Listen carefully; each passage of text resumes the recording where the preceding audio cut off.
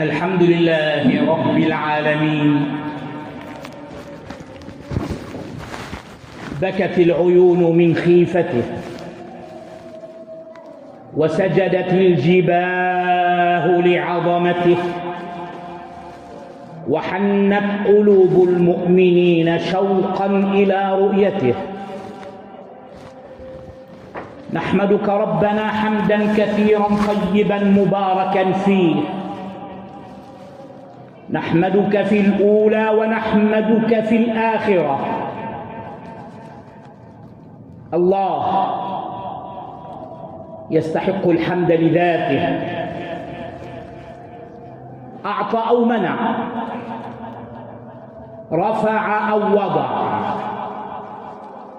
أخذ أو أبقى، أحيا أو أمات.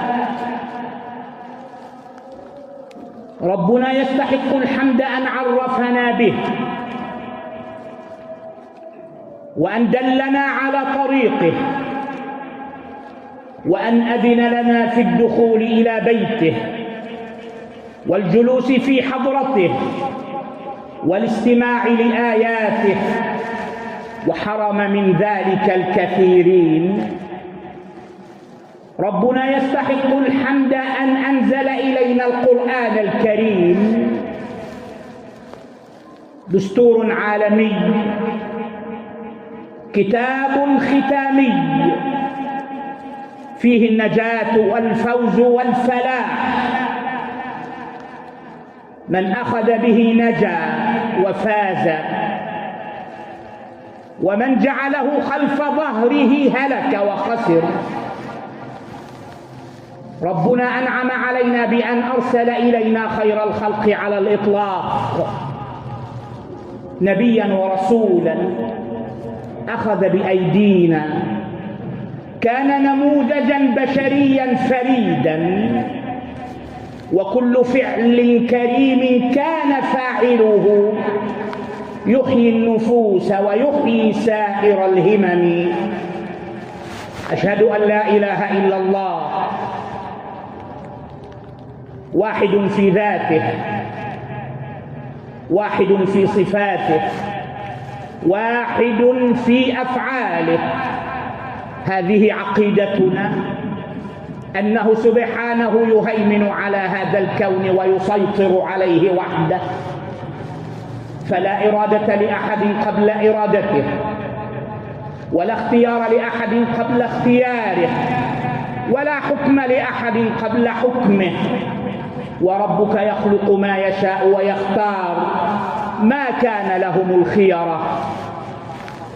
وأشهد أن سيدنا وإمامنا محمدًا عبد الله ونبيه ورسوله، اصطفاه واجتباه. هو صلى الله عليه وسلم القدوة الحسنة، هو النموذج الذي قال عنه ربه: وإنك لعلى خلق عظيم. نبينا عليه الصلاة والسلام أكرمه ربه فكان جميل الخلقة.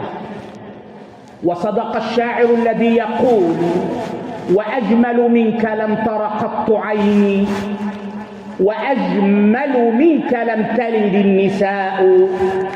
خلقت مبرأ من كل عيب، كأنك قد خلقت كما تشاء.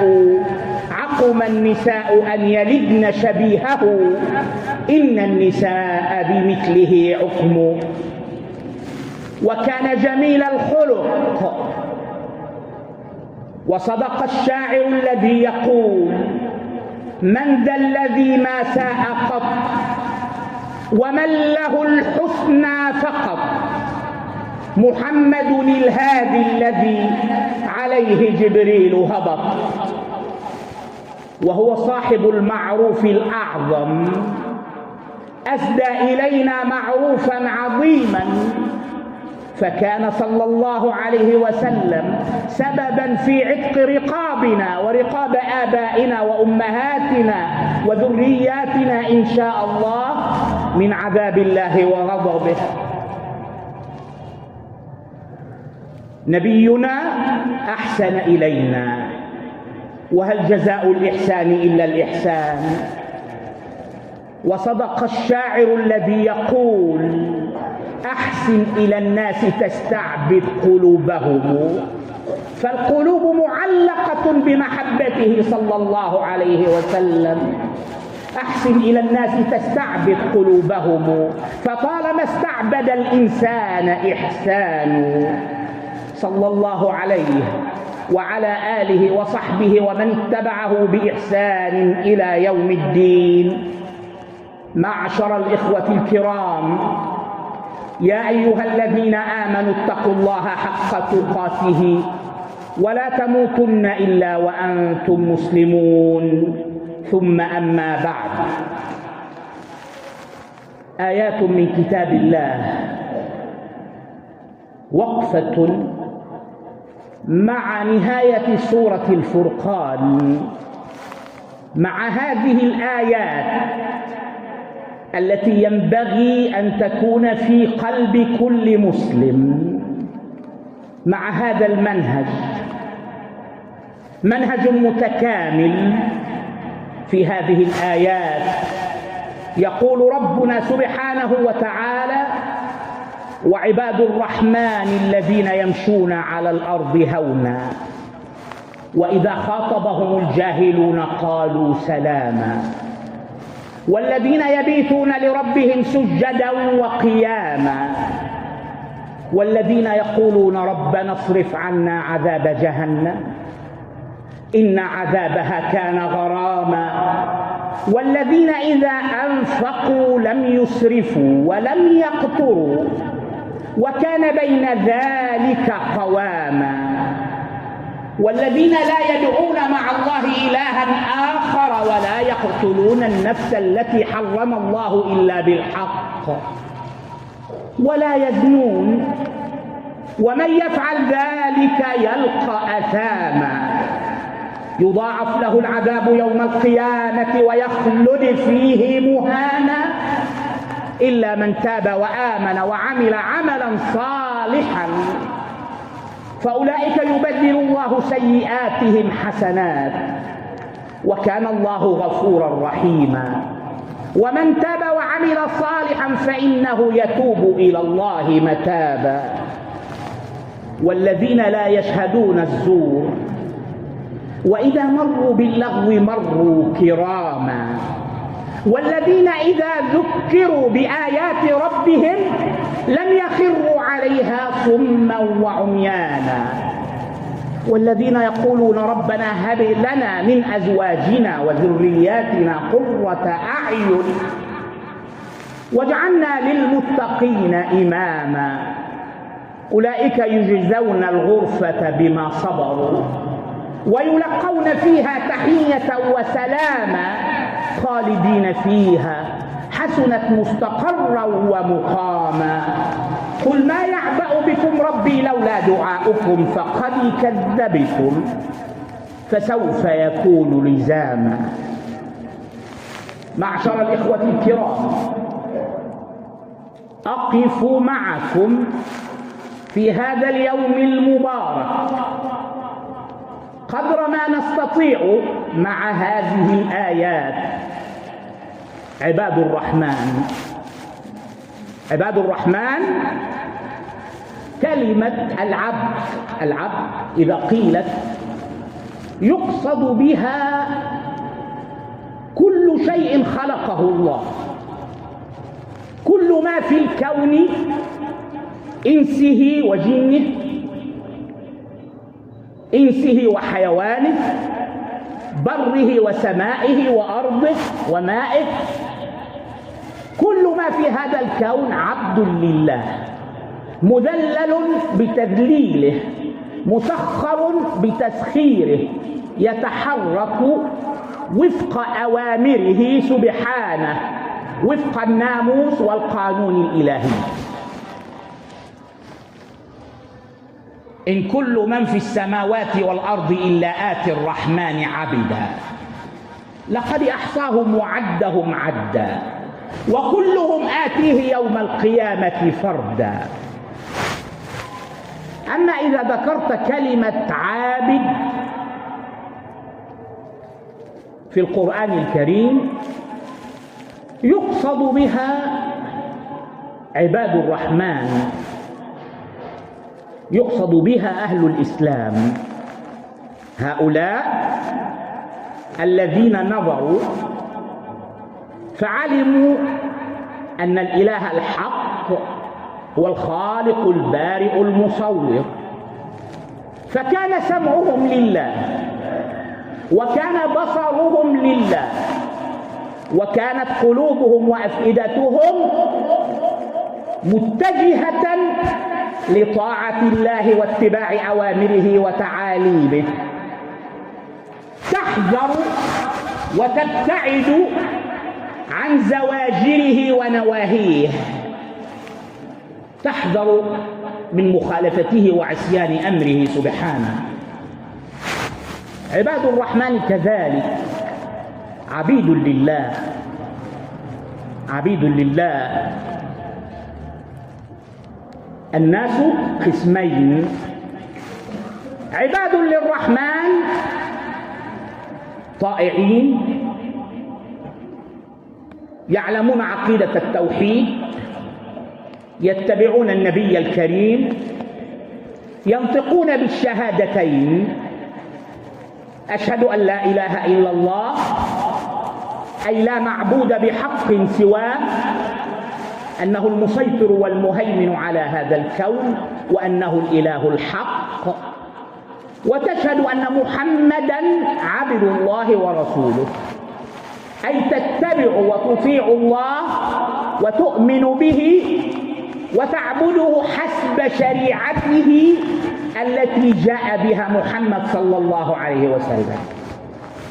فالناس صنفين: عباد للرحمن أو بهائم وأنعام، هكذا قال القرآن الكريم: إن شر الدواب عند الله الصم البكم الذين لا يعقلون، ولو علم الله فيهم خيرا لأسمعهم ولو أسمعهم لتولوا وهم عنه معرضون. ولقد ذرأنا لجهنم كثيرا من الجن والإنس لهم قلوب لا يفقهون بها ولهم أعين لا يبصرون بها ولهم آذان لا يسمعون بها أولئك كالأنعام بل هم أضل أولئك هم الغافلون. عباد للرحمن وبهائم ودواب. قسم أعطاه الله السمع والبصر والفؤاد فاستجاب واتبع الرسل والتزم بتعاليم السماء بالقرآن والسنة. وقسم امتلك القلب والعقل والسمع والبصر ولكنه أصابه العمى. ومن لم يجعل الله له نورا فما له من نور. عباد الرحمن امتثلوا أطاعوا بصدق وإخلاص نية، لا يشركون بالله شيئا. عباد الرحمن اتبعوا النبي الأمين. لذلك وضع علماؤنا 3 شروط للعبادة: صدق العزيمة، أن تعبد الله بهمة ونشاط غير متكاسل أو متباطئ. الشرط الأول صدق العزيمة. من المؤمنين رجال صدقوا ما عاهدوا الله فمنهم من قضى نحبه ومنهم من ينتظر. والشرط الثاني لقبول هذه العبادة إخلاص النية،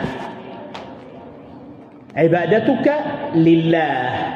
قل إن صلاتي ونسكي ومحياي ومماتي لله رب العالمين لا شريك له وبذلك أمرت وأنا أول المسلمين فاعبد الله مخلصا له الدين ألا لله الدين الخالص. عباد الرحمن يقفون عند آيات الرحمن. عباد الرحمن يلتزمون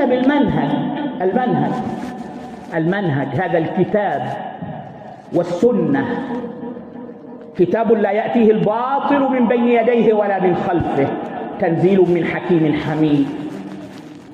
تركت فيكم ما إن تمسكتم به لن تضلوا بعدي أبدا، كتاب الله وسنتي، هذا المنهج.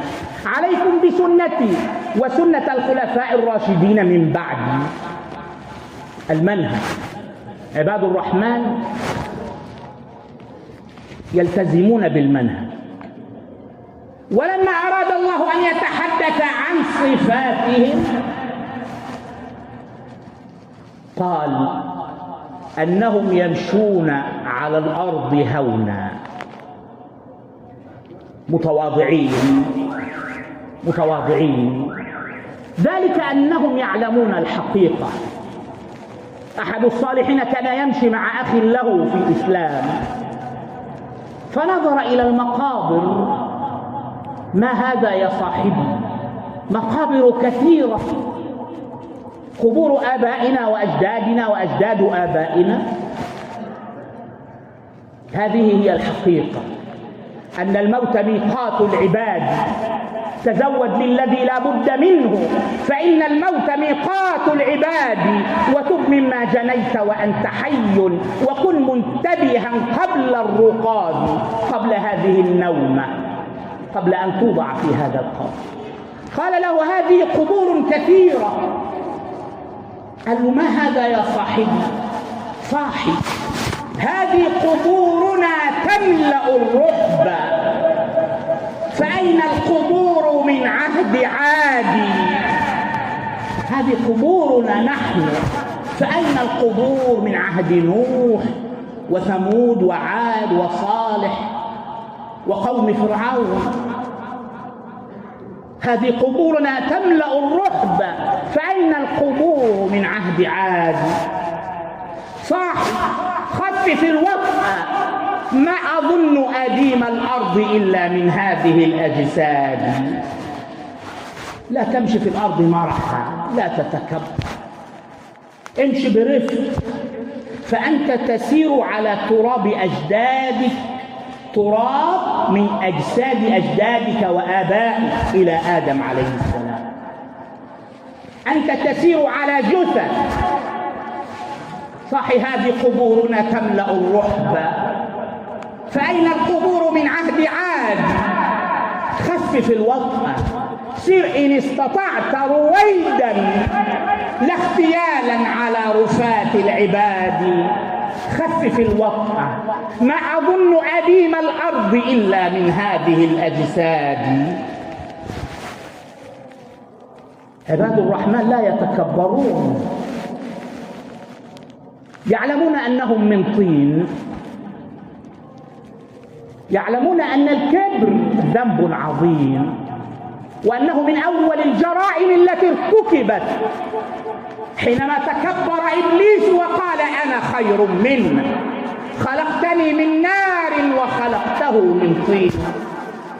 حينما تكبر فرعون وقال أم أنا خير من هذا الذي هو مهين ولا يكاد يبين. حينما افتخر وقال أليس لي ملك مصر وهذه الأنهار تجري من تحتي. حينما افتخر قارون وقال إنما أوتيته على علم عندي. فعوقبوا جميعا بجنس ما تكبروا به. المسلم يعلم أنه لا فضل لعربي على أعجمي إلا بالتقوى. هذا هو معيار الشرف والفضل وميزان العدل في الإسلام. لذلك لا يمكن أبدا لمن يتبع النبي الكريم الذي قال لا يدخل الجنة من كان في قلبه مثقال ذرة من كبر، لا يدخل الجنة إن استحل الكبر. قال رجل يا رسول الله إن الرجل يحب أن يكون ثوبه حسنا ونعله حسنة. قال هذا ليس بكبر، إن الله جميل يحب الجمال. ووضع النبي تعريفا أريد منك أن تقف أمامه. قال عليه الصلاة والسلام الكبر بطر الحق وغمط الناس، وفي رواية وغمس الناس. الكبر أخي الكريم أن ترفض الحق.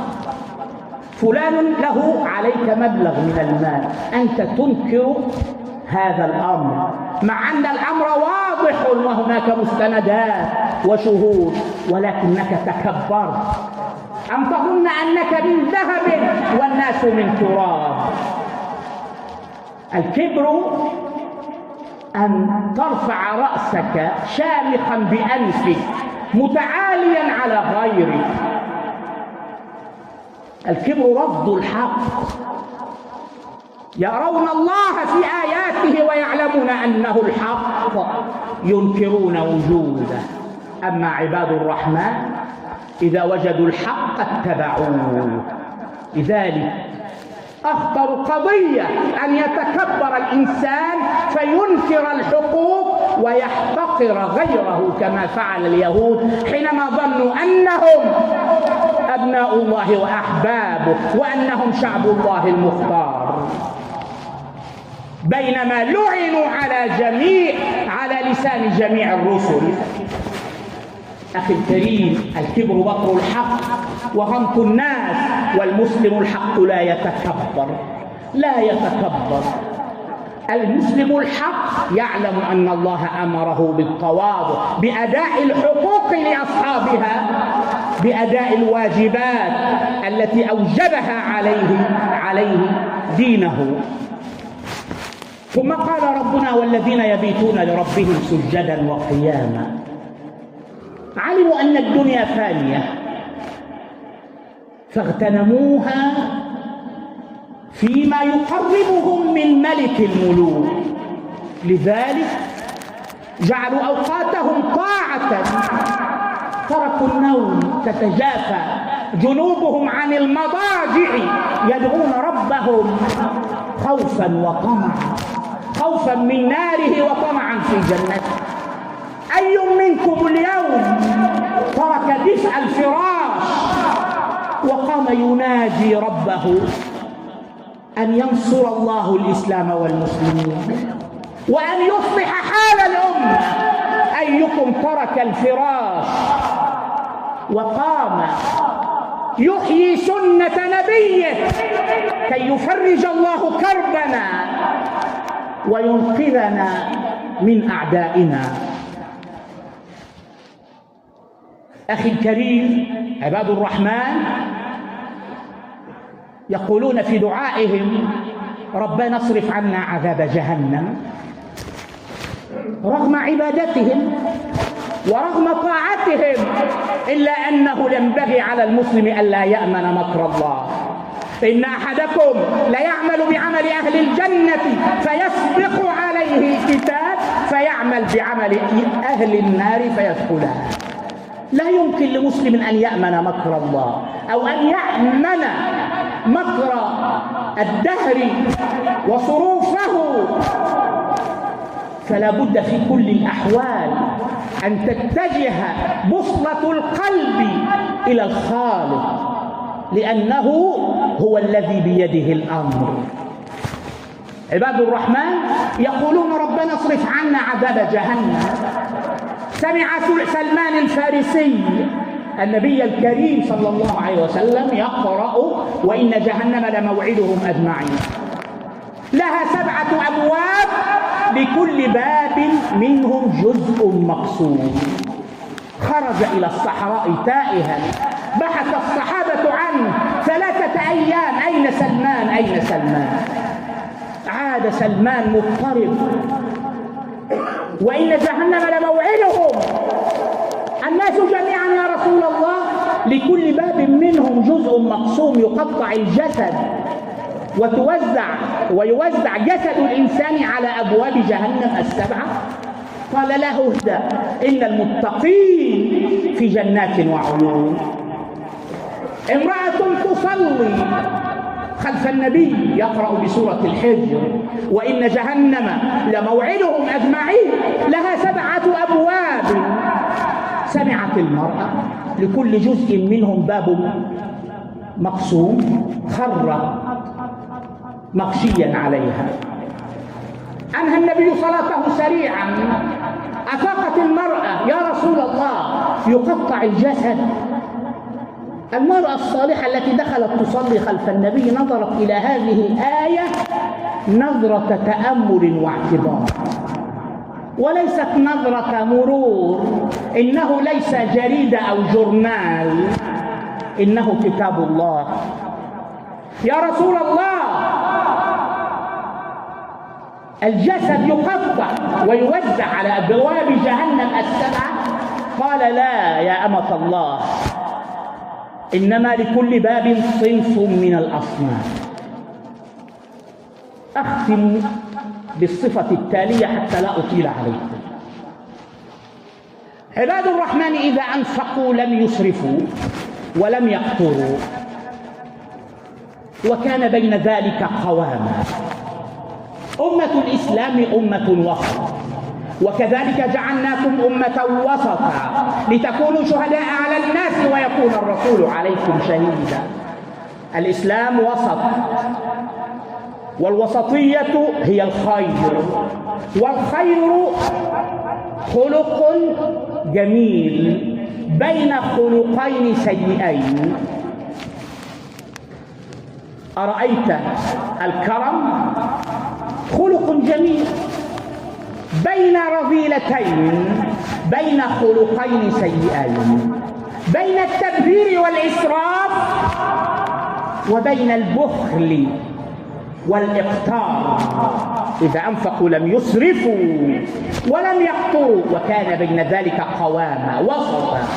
أرأيت الشجاعة صفة جميلة، باب من أبواب الخير، وسط بين التهور بدون إدراك أو تفكر أو تخطيط، وبين الجبن اللامبالاة، الخوف الشديد الغير محمود.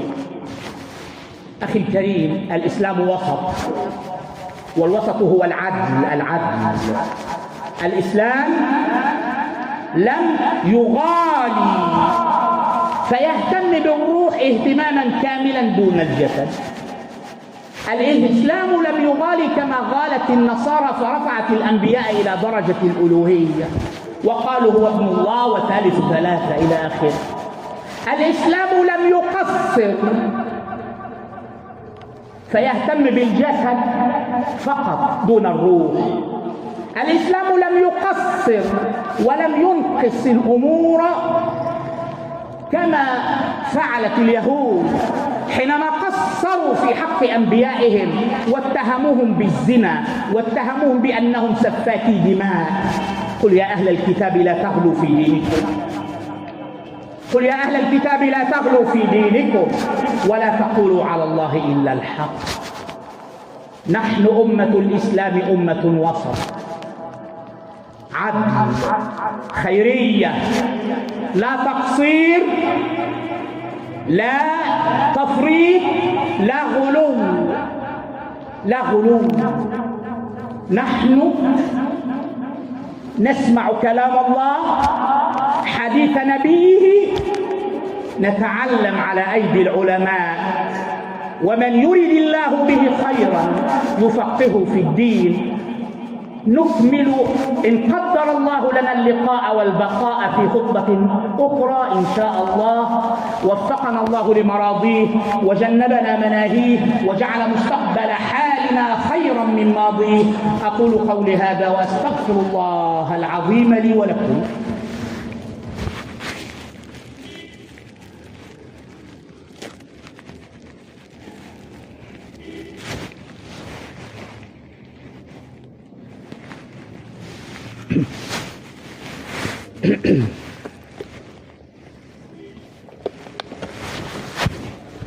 الحمد لله رب العالمين، والعاقبة للمتقين، ولا عدوان إلا على الظالمين،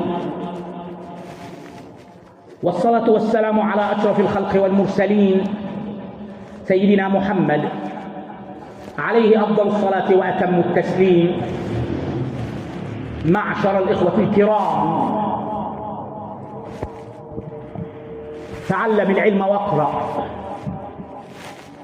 تحس فخار النبوة، فالله قال ليحيى خذ الكتاب بقوة. أخي الكريم، العلم نور، بالعلم تكتمل معرفتك بالله، تقترب منه، تكون متقنا لاتباع النبي الكريم صلى الله عليه وسلم. فاجعلوا من أوقاتكم ساعة يومية أو ساعتين في الأسبوع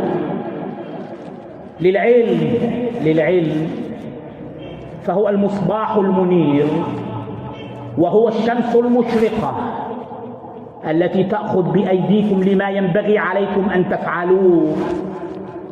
اتقوا الله في أنفسكم وفي ذرياتكم وفي زوجاتكم، واجعلوا وقتا للعلم حتى لا تنطفئ شمسكم.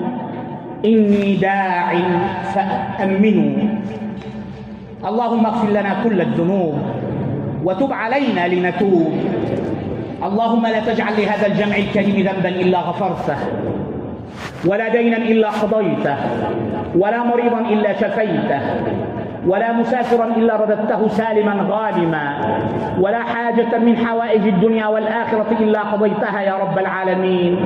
اللهم إنا نسألك حبك وحب من أحبك وحب عمل يقربنا إلى حبك. اللهم لا تجعل الدنيا أكبر همنا ولا مبلغ علمنا، ولا تجعل إلى النار مصيرنا.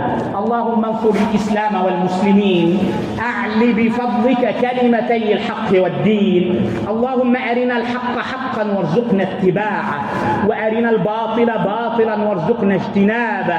اللهم انصر الإسلام والمسلمين. اللهم أعل بفضلك كلمتي الحق والدين. اللهم من أراد الإسلام والمسلمين بخير فوفقه لكل خير، ومن أراد الإسلام والمسلمين بسوء فعليك به. رد كيده إلى نحره، واجعل تدبيره تدميره، وأرنا فيه عجائب قوتك. عباد الله، إن الله وملائكته يصلون على النبي، يا أيها الذين آمنوا صلوا عليه وسلموا تسليما.